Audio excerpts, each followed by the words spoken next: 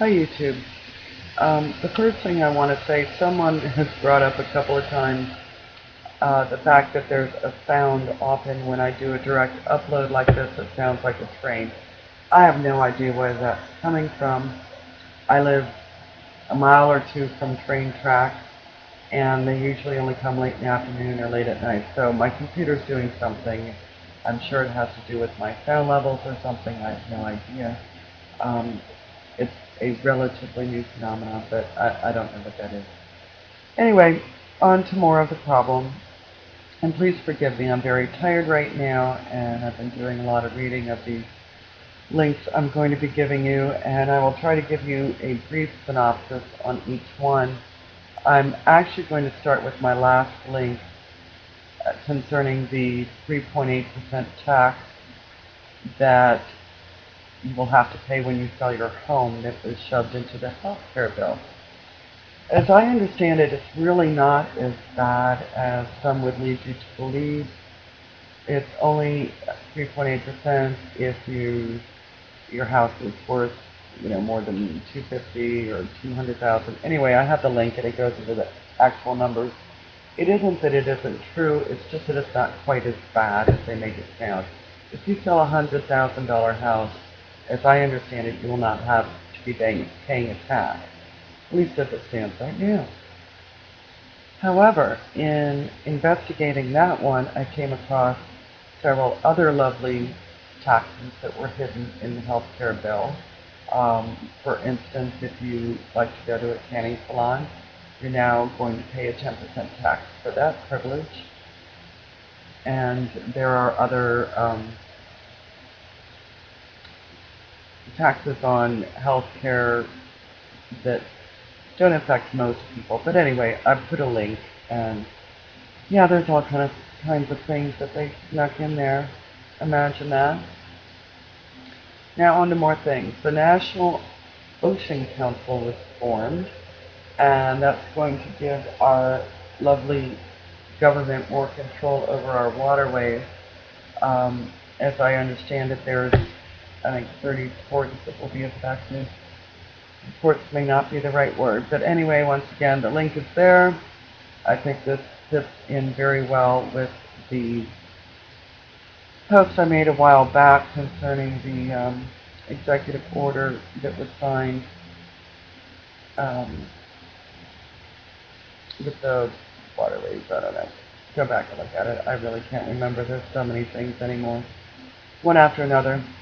Of particular interest to me was a PDF from the Defense Department that was passed to me by one of my listeners. And this PDF has to do with the 2010 budget. In that PDF, I didn't read it. I mean, talk about dry as dust, right? But what did catch my eye is there's a lot of research in nanotechnology. Now, if you recall from my last post concerning Codex, nanotechnology on their website is touted as a multi-trillion-dollar business. And this is supposed to be about food safety, right? The Codex one. Well, it seems that nanotechnology is also a big deal for our Defense Department. So you really have to question how much Codex is concerned with food safety versus some other form of control.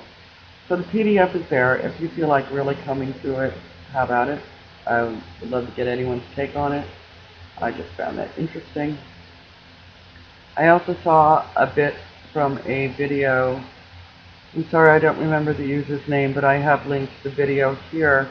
And she has posted some information concerning the change in food nutritional values, what is actually in the food. Not what they recommend you have, but what is actually in the food. I think it started in the 50s or 60s, and then it goes to the 90s.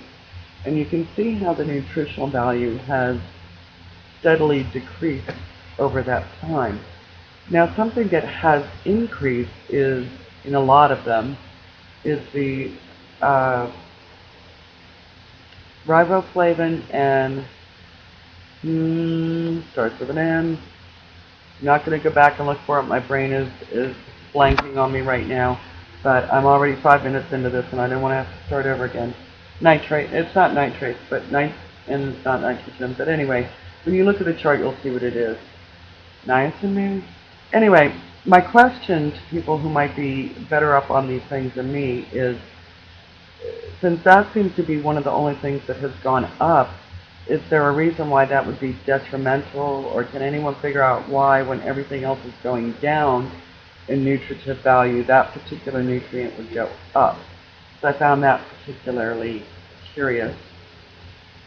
And then we also have a lovely posting from Mike Maloney doing a talk to Russian bankers and basically warning about deflation.